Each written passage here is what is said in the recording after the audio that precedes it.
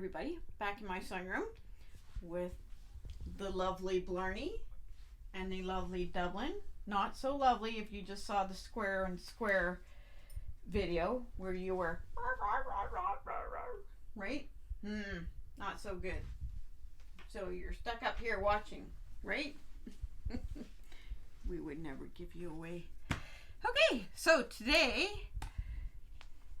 on this video, I'm going to demonstrate the ultimate flying geese ruler. So I actually had a flying geese ruler trim by Quilting Day, super old. Did the job, but this is so much better. So, and I really like flying geese. I've done lots of quilts and lots of quilt blocks. So this actually has, up here it says trim 1. So that's the first trim we do, and then trim 2. And as with all Creative Grid rulers, they're just so spectacular because they have this grip, you know, not too grippy. It will still move, but it'll stay put. Measurements are on here. So if I want to do the method I'm going to show you today, the measurements are here. And if you want to do like the normal where you just use the flip back triangle on one side of the rectangle like this, the measurements are all here. The method I'm going to show you is actually the heart method. So the directions are on here, but the measurements are on here for cutting. So you need 1 big square and 4 little squares, and that equals 4 flying geese. So I really like this method. Okay, so what we start with, I've used fat quarters for this, and I'm gonna do, and I'm gonna show this on, will it show on black fabric? No, I'm on my little notebook. Okay, so I wanna do 3 by 6 finish size. So I need 1 large square, 7 3/4, and I need 4 that are 4 1/4. Now you can do these like 1 color for the geese part and then 1 part for the 4 little squares. I like to do them scrappy, so I have a variety of fabric. The other thing I do is if I'm going to use fat quarters, which I often like, I actually draw it out. So I draw 18 inches, 22, and I see if I can get the best use out of it this way. It ended up that I got the best use using 22 and cutting my strips this way. So I have this little notebook, and that's what I draw out. So depending on how many squares I need, what's the best use of that fat quarter. So here we go. There's my 7 3/4, and here is my 4 1/4 squares. And that one I already sewed. There are 2 things that you could do. You need to draw a line down the center, and then you can either sew on either side. So if I did a line like this, I'll just grab my marker. This is an iron off pen. Okay. So if I did that, I'm going to sew on that side and that side of the line. So 1/4 inch away. So 1/4 inch away. Let me just redo that because you probably can't see that. Okay, there you go. So if I just draw the center line, I'm going to sew 1/4 inch on either side of that. What I really like doing is I actually like, those are already marked. Let me see one, that's marked too. Let's see. So I have a square here. It's not the right size for this one, but it will show you what I do. This is the Quilter's Magic Wand, and we're just going to place that on here, and you can see, I'm going to do it like this. I'm going to put that center line there, and I'm going to put the center line there. Okay, and then what I do is I draw and then draw on this side. And those are actually my sewing line. So rather than sewing on either side of this, 1/4 inch, those are my actual sewing lines. Okay. I used to do this method all the time, and then I thought, oh, we have these in, I'll try it. I actually really like this because sometimes when I do this, I'm a little over on this side or I'm a little over on this side, and I just got better results using this. So now the next step you do, and these will just iron off, is we place this on, you know, whatever ones you use. I do recommend that if you're going to use, don't mix and match. It's not like the vaccine. I like to have it like that so that I can see my lines are going to be continuous, right? I'm going to be consistent. So I place those on there like that. You'll notice I have two different fabrics because I'm doing the scrappy. If you're doing like white and blue and just two fabrics, these would be the blue and this would be the white, or vice versa, but they would be like that. But I want variety. Okay, so I'm going to take that to my sewing machine and I'm going to sew on those lines. So this is what it looks like now. Okay, and then I'm going to take, this is one I really like, these rulers. I'm going to take my ruler.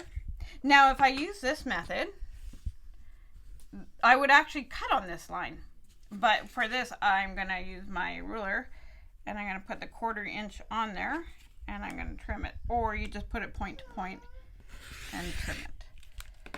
Okay, so I cut that in half and I have these weird, well, the heart method. There's your heart. Okay, so I'm going to take these and I'm going to press them. My iron might have turned off. So I give those a little time to.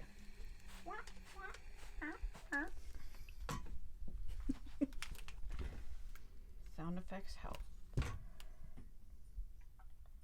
Press this flat.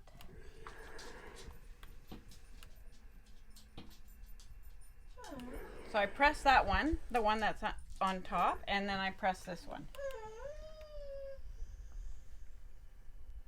You crazy dog. Okay, and then we press this one. And then this one.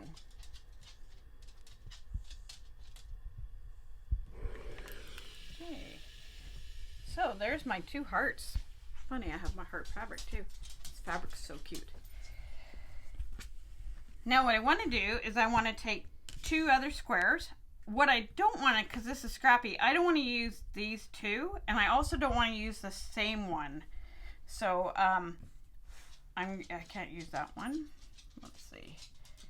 So I could use this one here. I'm going to place that one on there. So that's going to be my flying geese. But on this one, I don't want to use this same fabric again because I want these to be different.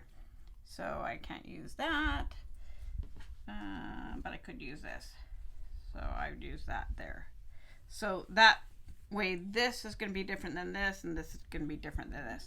I might not use that because it's not high contrast, but yeah.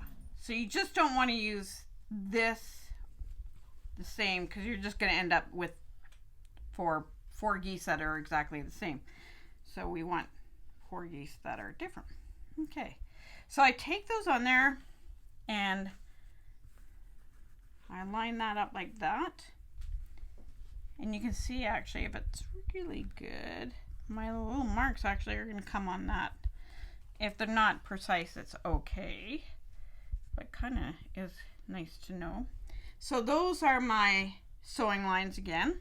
If it was the center line, it would just be like that, down like that. Okay. If you always want the flying geese to be the same, that would be the yellow, and you'd have the same. Okay. So you just use the same fabric there. Okay. So for this one, they're all like that. Okay, we press that and we're going to sew those. Okay, that was my sample, but I already did that. Okay, so the next section is we've already sewn these and we've sewn these. And you notice that that's going to be different and that's going to be different. And because I used a different square for that, that's going to be different and that's going to be different. Nice, eh? So at this point, I'm going to take these, and again, I'm going to go point to point, and I'm just going to cut those in half. I'm cutting my heart. I'm breaking my heart. I just broke my heart. Whoa. Okay, so I'm going to take these to my cutting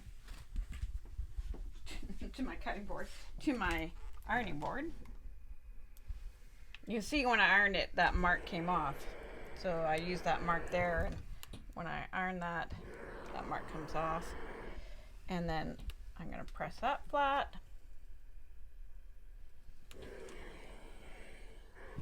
I like to press those seams flat, so my whole block is flat. I got these ready to press. There's two. I think Linda actually demoed this in one of our demo days. So if you were there, you now have this on video and you can rewind it. Okay. So now we have 4 of these like this, and they have to be trimmed. And they have to be trimmed to 3 by 6 finished. So they're going to be 3.5. I don't even have to think about that part really, because there's my trim number 1. So what I'm going to do is there's my 3 by 6 that I want finished. So I'm going to set that on there like this. So that white line is right on the point. If it's a little off there, I'm going to pull that down there. Okay. So that white line is right on there. I'm going to trim that.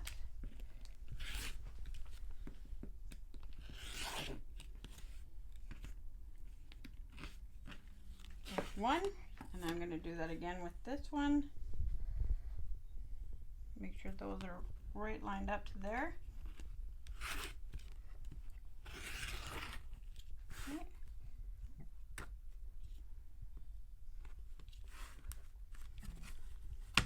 Whoa. And then this one, we can do the same. See, it's a little over. I'm going to bring that back down so it's perfect, because I want it to be right on that line. Okay.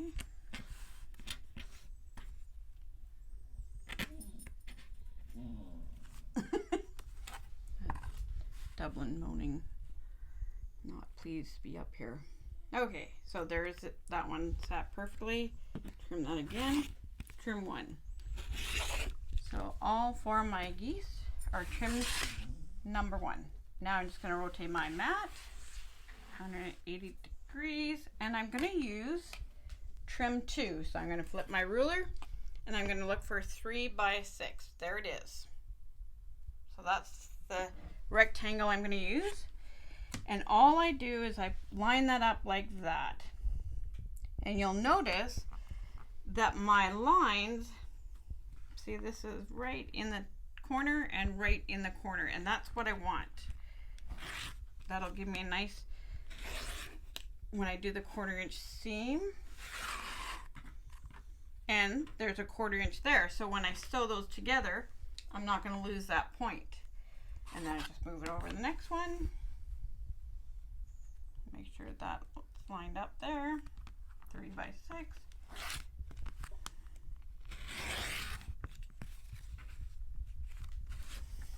I'm just really getting into the close-ups. Okay. I don't know why that's funny, but getting warm in here. Okay. And there's my next one. And my very last one. So again, I'm lining that up. The triangle's there, there. Okay. And I'm just going to go like that. And that. Now look at those. Those are so perfect. And they are all different. So if you like the scrappy method, that works really well, just switching them up. So I have all these squares. I'm just going to grab a few to show you. you can do lots of different things with this. Like now I can make a block. So if I don't want that. I don't want the same fabric. If I sew that together, that's now a 6.5 inch square. And then I can also, let's do some more from here. I can go like this one here and this one here, and that's 6.5. And then I can make another one here, another one here. Oh, I don't want that there next to that here, right? So I sew these together to make 4 6.5 inch blocks, and then I can sew them together to create a nice 12.5 inch block. And these points are all really nice, so this point's going to be really nice in the center. So so you can do a lot. That's just one thing you can do with flying geese. The other thing I like to do is placemats. And if you have a certain size placemat, you can actually figure out which size flying geese. I wanted 12 by 18, so I needed 3 by 6. So I did them all this way and then this way. So you can see that my points there are really nice. And then when I sewed them together, because they were right in the corner, it leaves me a 1/4 inch there. So I'll quilt these up and I can get 4 placemats. And that's going to be my binding. Yay. And then I had some squares left over fabric, so I just, on my fat quarters, so I just trimmed them down to a smaller size. And I could look at this and figure, well, I can get a 5 3/4 and a 3 3/4. So that's what I did. So I cut these up into sizes for smaller flying geese. Yeah, I think, oh, duh. So there's a couple projects. So this one at the store, it does the heart method. So you actually end up with leftovers.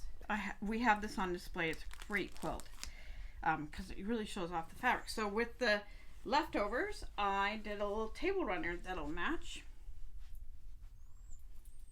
Sweet, eh? So those were the leftover ones. And then this one I just did in rust. You might have seen it on our video. It's called Red Geese. They actually said they used 17 of a layer cake, but their layer cake was all pinks and reds, so they brought in the neutrals. This layer cake that I use has neutrals in it. So I pulled the neutrals, so I pulled the light ones, and I used all of these, the darker ones, for my triangles. And then I just added some more neutrals. So I bought a few more neutrals and cut them into 10-inch squares.